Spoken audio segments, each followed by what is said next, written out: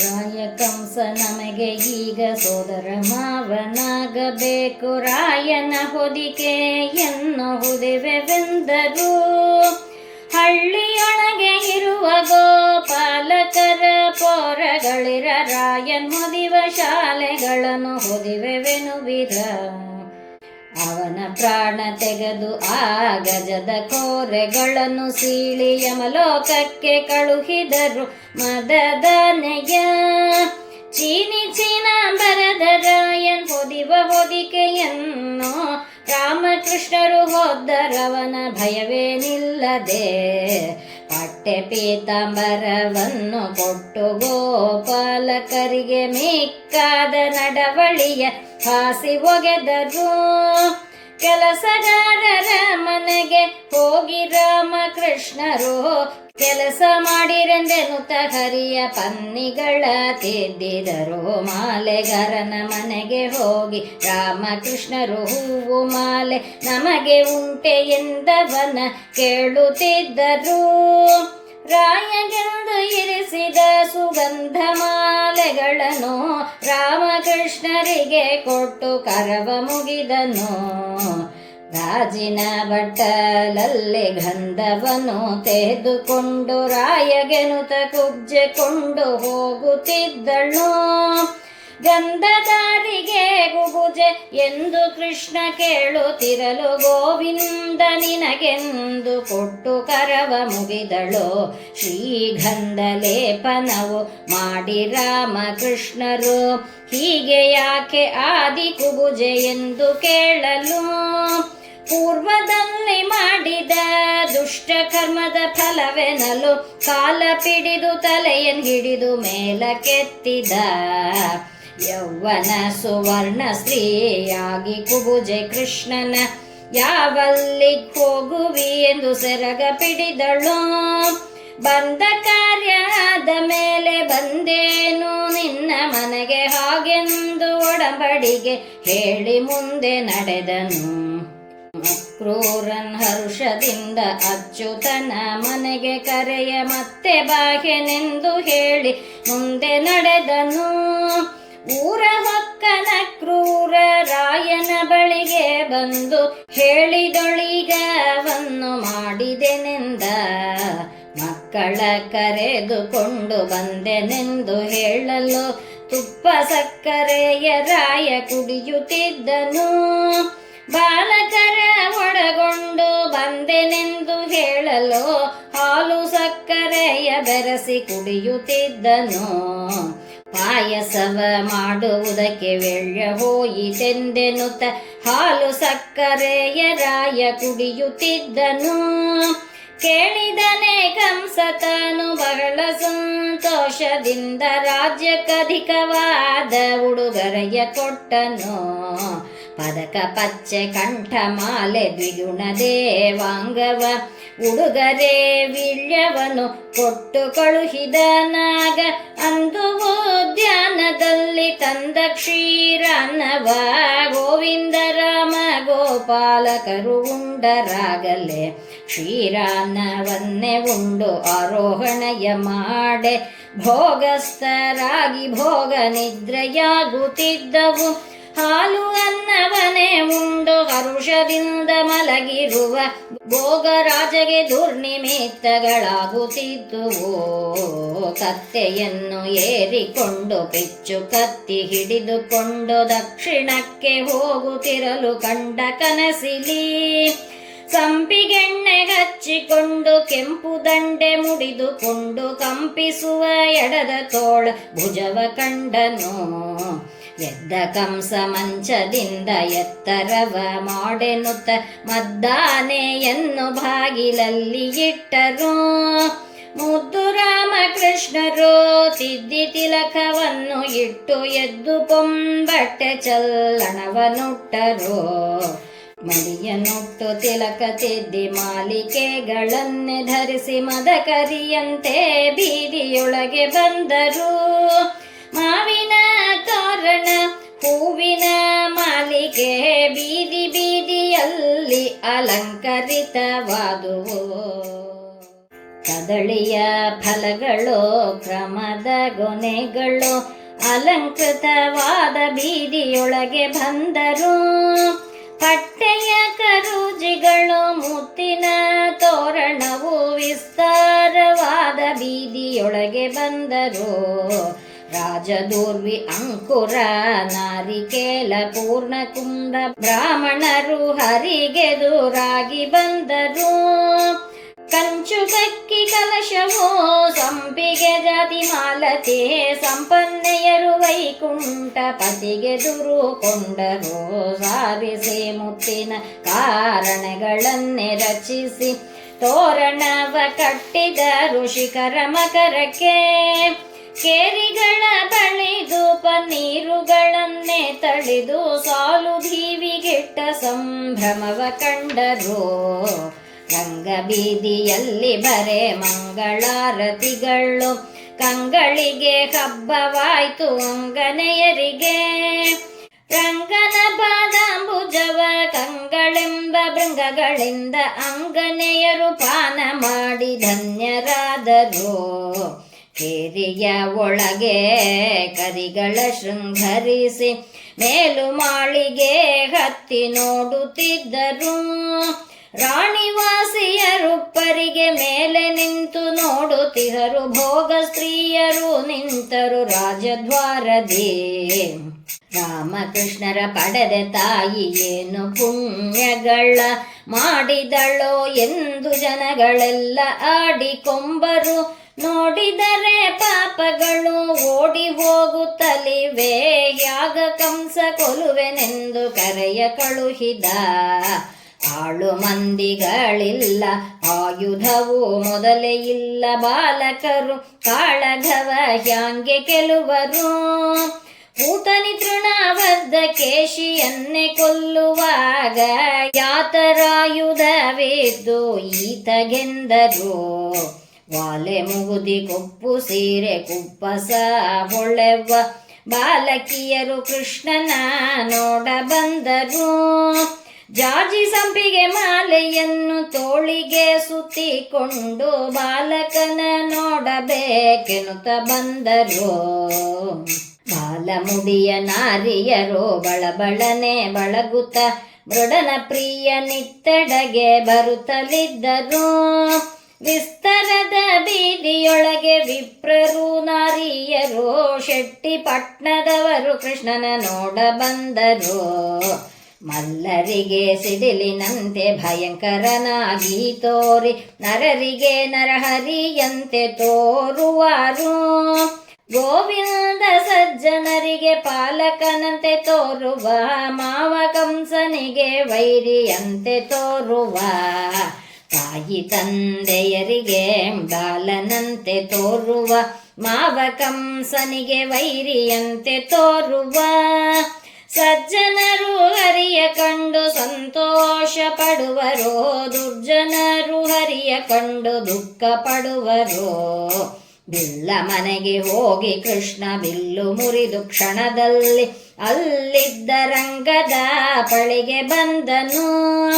ರಂಗದ ಬಾಗಿಲಿಗೆ ರಾಮಕೃಷ್ಣರು ಬರುತ್ತಿರಲು ಸೊಂಡಿಲಲ್ಲಿ ಮದ್ದಾನೆ ಸೆಳೆದುಕೊಂಡಿತು.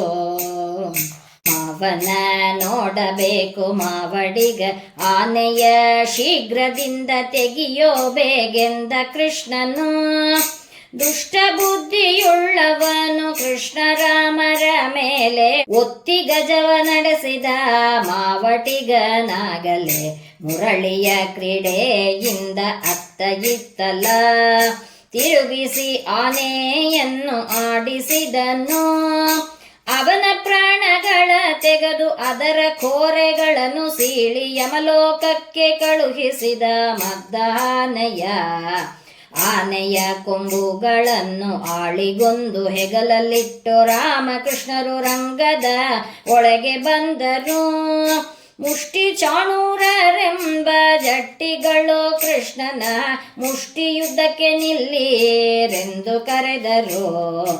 ಚಾಣೂರ ಮುಷ್ಟಿಕರೆಂಬ ದಾನವರು ಕೃಷ್ಣನ ನೀತಿ ಯುದ್ಧಕ್ಕೆ ನಿಲ್ಲಿರೆಂದು ಕರೆದರು.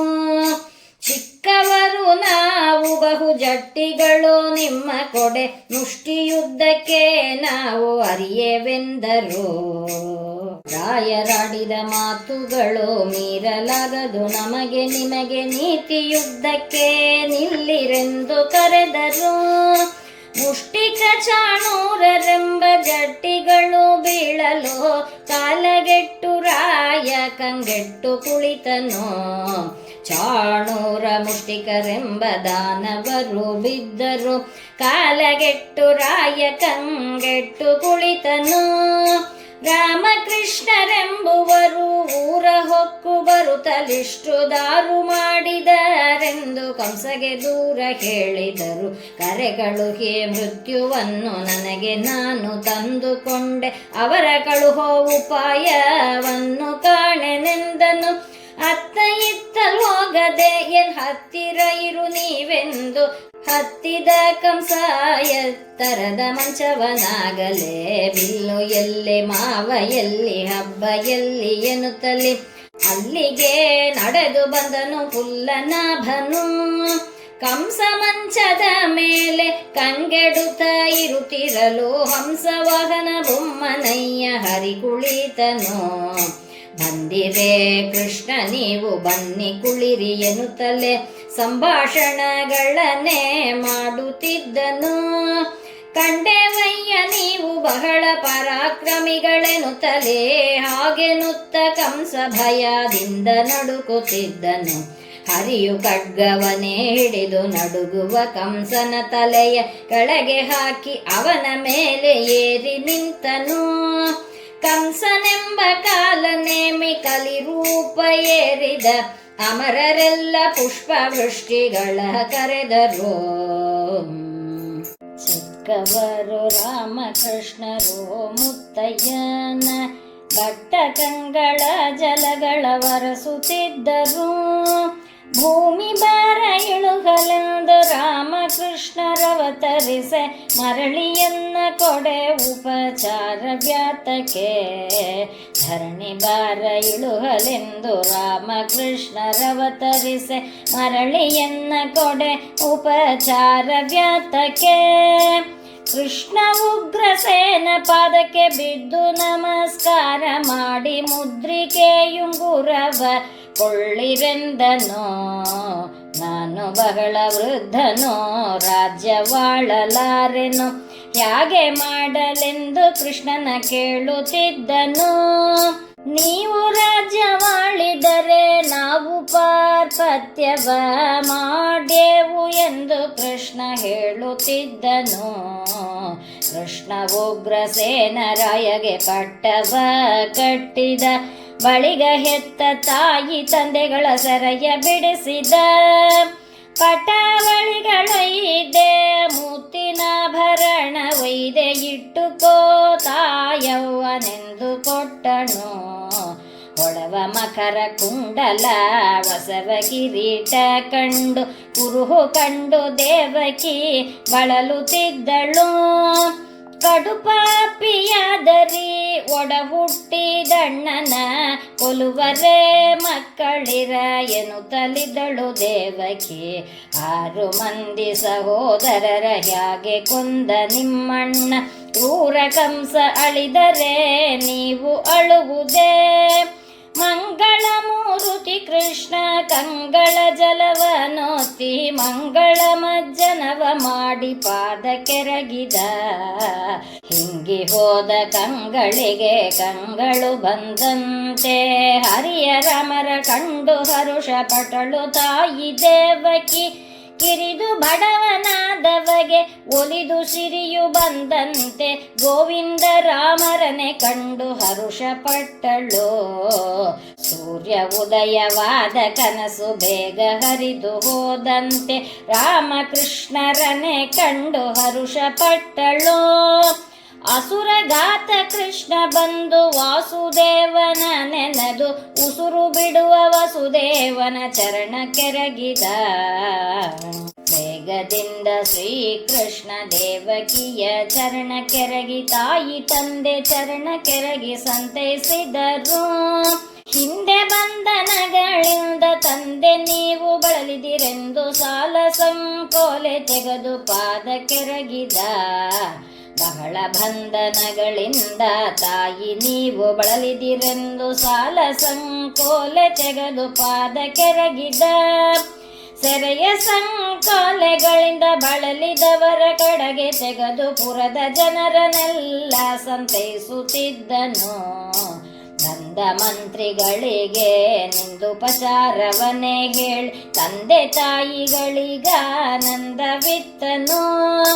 ಮಾವನ ಮನೆಯೊಳಗೆ ಸಾಲಿಟ್ಟ ದ್ರವ್ಯವನ್ನು ಆಗ ಕೃಷ್ಣ ಬ್ರಾಹ್ಮಣರಿಗೆ ಕೊಡುತ್ತಲಿದ್ದನು. ಕಂಸನ ಮನೆಯೊಳಗೆ ಸಾಲಿಟ್ಟ ದ್ರವ್ಯಗಳ ಆಗ ಕೃಷ್ಣ ಬ್ರಾಹ್ಮಣರಿಗೆ ಕೊಡುತ್ತಲಿದ್ದನು. ನಂದಗೋಪಗೆ ಬಹಳ ಉಪಚಾರಗಳನ್ನು ಹೇಳಿ ತಂದೆಯೆಂದದಿ ನಮ್ಮ ಸಲಹಿದಿರೆಂದ. ಇಂದು ಪರ್ಯಂತರ ನಿಮ್ಮ ಕಂದನೆಂದು ಸಲಹಿದಿರಿ ನಂದ ನಿಮ್ಮನೆಂದಿಗೂ ಮರೆಯವೆಂದನು. ಕೇಳಿ ನಂದ ಗೋಪನು ಬಹಳ ಸಂತಾಪದಿಂದ ಮೌನದಿಂದಿರಲು ಕೃಷ್ಣ ಮಾತನಾಡಿದ.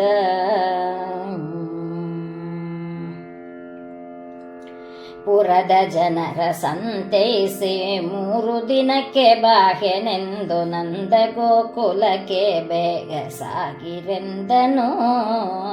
ಕೇಳಿ ನಂದ ಗೋಪನು ನೋಡಿ ಬರಲಾಗದೆ ಗೌಳಿಗರ ಕೂಡೆ ಗೋಕುಲಕ್ಕೆ ಬಂದನು. ಬಂದನಾಗ ನಂದ ಗೋಪ ಹೆಂಡತಿಗೆ ಹೇಳಿದ. ರಾಮಕೃಷ್ಣರ ಧ್ಯಾನಿಸುತ್ತಲಿದ್ದರು. ಅಪಾರ ಮಹಿಮ ಮಾಡಿದ ಗೋಪಾಲ ಚರಿತೆಯು ಈ ಪರಿ ಪೊಗಳಲನಗೆ ಅಳವಲ್ಲವೋ. ವಾಯು ಬ್ರಹ್ಮ ಸರಸ್ವತಿಯರು ತಾವು ಪೊಗಳಲರಿಯರೋ. ಶ್ರೀದೇವಿ ನಿಮ್ಮ ಗುಣವ ಪೊಗಳಲರಿಯಳೋ. ಹಾಸಿಗೆಯಾಗಿರುವ ಶೇಷ ನಿಮ್ಮ ಪೊಗಳಲರಿಯನು. ಕಾಂತೆ ಮಹಾಲಕ್ಷ್ಮಿ ನಿಮ್ಮ ಪೊಗಳಲರಿಯಳೋ. ಆಲೈಸಿ ಈ ಕಥೆಯ ಹೇಳಿ ಕೇಳಿದವಗೆ ಸಾಯುಜ್ಯ ಪದವಿ ಕೊಡುವನು ಶ್ರೀನಿವಾಸನು.